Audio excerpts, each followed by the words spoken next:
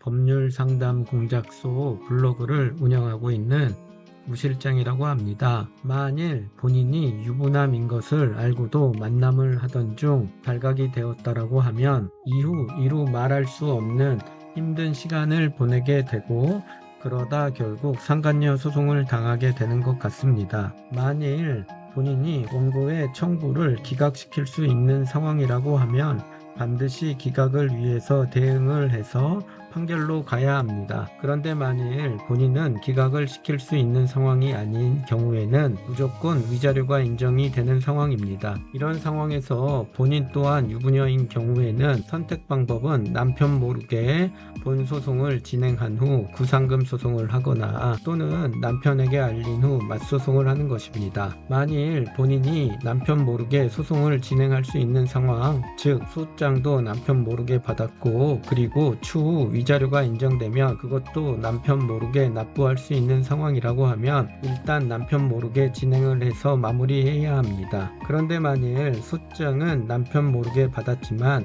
이후 위자료를 남편 모르게 마련할 수 없는 분들이 있습니다. 보통 인정되는 위자료는 평균적으로 1,000에서 2천만 원 사이가 나오는데 이 금액을 소장을 받은 후 4, 5개월 이후에 마련이 불가능한 분들이 있습니다. 이런 경우는 소송을 몰래 진행은 가능하지만 위자료를 지급할 때 결국 남편이 알게 되는 상황에 처하게 됩니다. 이런 경우에는 굳이 남편 몰래 진행하기보다는 남편에게 이런 사실을 알려야 합니다. 왜냐하면 몰래 진행하더라도 결국 발각이 될 수밖에 없기 때문에 그렇습니다. 그래서 이런 경우는 남편에게 알린 후 맞소송을 진행하는 것이 피해를 최소화할 수 있는 방법입니다. 맞소송은 어렵지 않습니다. 본인이 받은 소장 그것을 자체로 증거로 제출하면 됩니다. 그리고 양 당사자의 상황이 동일하다고 하면 결국 인정되는 위자료는 동일한 위자료가 인정이 됩니다. 설령 상대방의 가정이 이혼을 했다 하더라도 어떤 판사님은 동일한 위자료를 인정해 주는 경우가 있고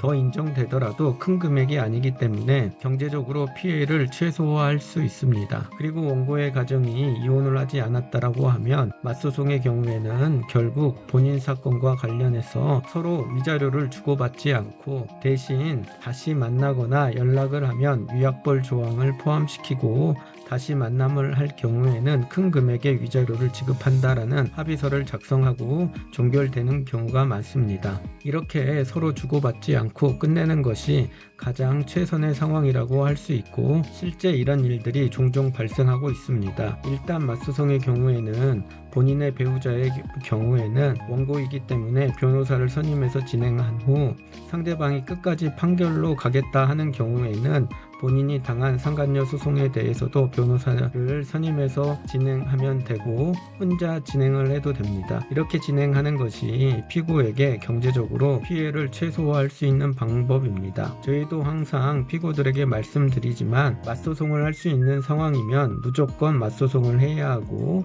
그렇지 못하는 경우에는 본인이 당한 소송에서 구상금 소송을 하지 않는 조건으로 위자료 액수를 최대한 낮게 해서 합의를 하거나 또는 판결로 간 후 원고의 남편을 상대로 구상금 소송을 하라고 합니다. 그렇게 해야지만 피고들이 피해를 최소화할 수 있습니다. 왜냐하면 외도라는 것은 상간녀 본인 혼자만의 잘못이 아니고 원고의 남편과 연대해서 책임을 져야 하는데 대부분의 경우 상간녀인 피고만 혼자 당하는 경우가 많기 때문에 그렇습니다. 즉 상간녀 소송을 당하지 않는 것이 가장 좋겠지만 일단 당했다라고 하면 맞소송 또는 구상금 소송 중 본인이 할 수 있는 것을 선택해서 대응해야 한다는 점, 그렇게 해서 금전적 피해를 최소화하는 것이 가장 좋은 방법이라는 점 꼭 참고하시길 바랍니다. 오늘은 상간녀 맞소송에 대해서 간략하게 알려드렸습니다. 보다 자세한 것은